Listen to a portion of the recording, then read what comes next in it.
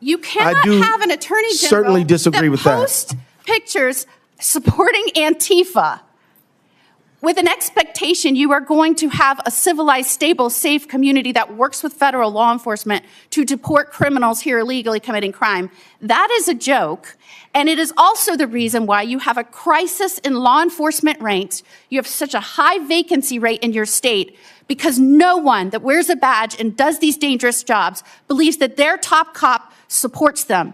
That wasn't just a heated exchange. It was a flashing warning sign. Because when the top law enforcement officer of a state is accused, on camera, of cheering movements that despise law enforcement while refusing to cooperate with deporting criminal illegal aliens, that's not politics. That's governance. And it's the kind of governance that gets people hurt. But to understand how this moment detonated, you have to see what happened minutes earlier. Because the most revealing part isn't what he said, it's what he wouldn't say. It's what he kept qualifying. It's what he kept dodging.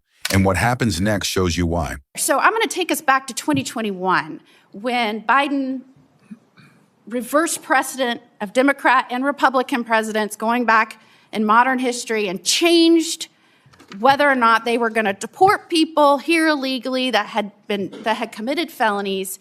Do you remember when that executive order came out where they said very specifically they were changing whether or not they would be deporting people here illegally committing felonies? Do you remember that? I cannot say I have a tight recollection of that. I remember it because I was the attorney general, which is often referred to as the top cop or the top law enforcement official or prosecutor in a state. I remember it because I was desperately getting calls from sheriffs around my state saying, I have somebody in here for burglary or drug trafficking, whatever. They are canceling detainers. Do you remember anybody coming to you and saying they're canceling detainers? I remember we had a robust conversation around a range of issues, and what we did is evaluated Minnesota law and shared that information. And what I mean by that is under the Biden administration, Mayorkas and everybody that was working on immigration started systematically breaking down the border. And not only that, which allowed for the 11 million to 20 million people to come in, not only that, they started telling law enforcement officials around the nation that had in their custody people here illegally committing crimes, don't hold them anymore. We're going to abandon precedent that used to be done under Democratic and Republican presidential administrations, and we're going to stop holding people here illegally committing crimes. Don't detain them because that's not our policy anymore. So what did I do as the top law enforcement official in the state of Florida, as the attorney general? I sued the Biden administration immediately and fought back because my law enforcement officials had the trust in me that I would fight for the safety of our communities.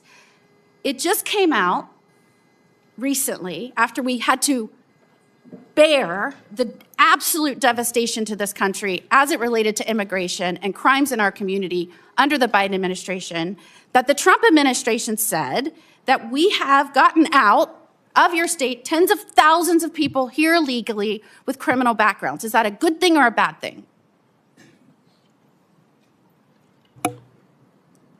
I'm sorry, are you asking me if committing crimes is a bad thing? The answer is yes. Trump administration said they have removed from your state 10,000 people that were here illegally that had criminal backgrounds. Is that a good thing or a bad thing? If you're asking me are you asking me to rely on what the Trump administration has said? Assume it is true, because I think you're going to debate me on this. They have removed tens of thousands of people across the country that are here illegally, that have committed crimes. They have a criminal background. Is that a good thing or a bad thing? I agree with the general premise that we should remove the worst of the worst who are not authorized to be in the United States who commit crimes. Okay, so if they're here illegally and they've committed burglary, should they be removed? What was that? Ma'am. You said yes, I just couldn't hear you. Ma'am, look, I think I answered your question. You didn't. I'm asking you now. If you're asking me, this is a simple question. As the top cop of Minnesota, if someone burglarizes someone's home and they're here illegally, should they be deported? If somebody commits a felony offense, I mean, but it's. Okay, let me make it simple. If they are drug trafficking and they are in Minnesota and they're here illegally, should they be deported? Have they been convicted? Let's assume they've been convicted. Yeah. Okay. If they have if they have broken into people's homes or committed theft, or let me go as far as saying if they've committed fraud and they're here legally, should they be deported? Have they been convicted? If they are in the process and they have a background of a criminal conviction for any crime, should they be deported?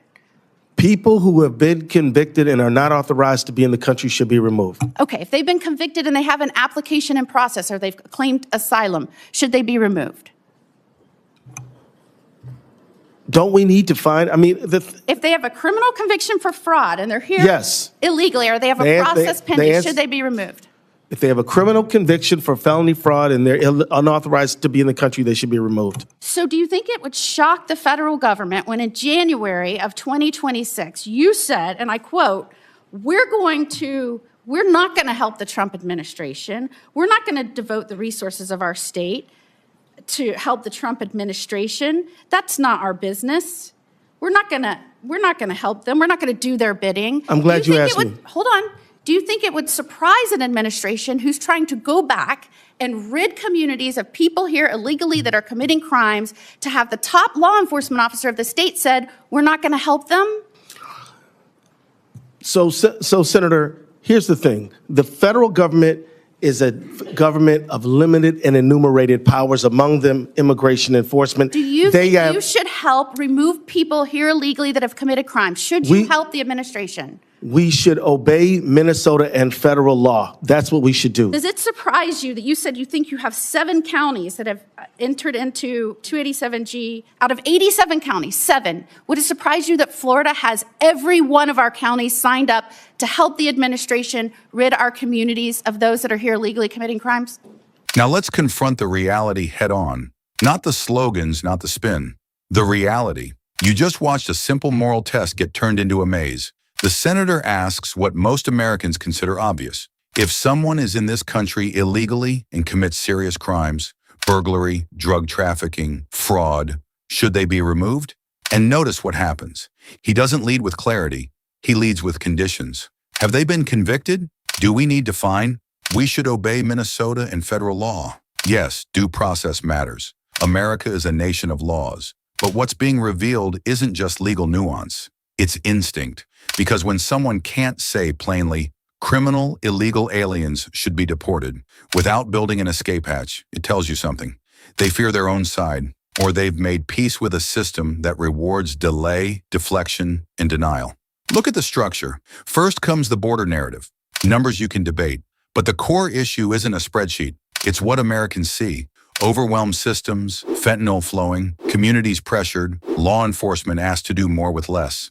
Then she pivots to specifics, detainers, cooperation, enforcement, and he answers with fog, robust conversation, evaluated Minnesota law. That's survival language, not solutions. Then comes the second move. She cites the Trump administration removing criminal, illegal aliens, and he resists, not because removing criminals is wrong, but because he won't grant political credit. The question wasn't, do you like Trump? The question was, is it good to remove criminal, illegal aliens from communities? That should be the easiest yes in America. Instead, it gets filtered through politics, hedging, technicalities, delay. And then the biggest reveal, the quote. He's confronted with the claim that in January 2026, he said Minnesota wouldn't help the Trump administration. We're not going to help. We're not going to do their bidding. This isn't just a policy dispute. It's a posture of resistance. A posture of not our business, when the business is public safety. If you believe criminal, illegal aliens should be removed and communities have a right to safety, why signal publicly we're not helping?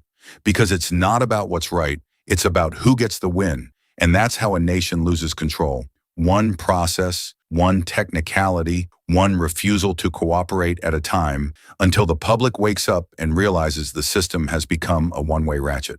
So here's the real question.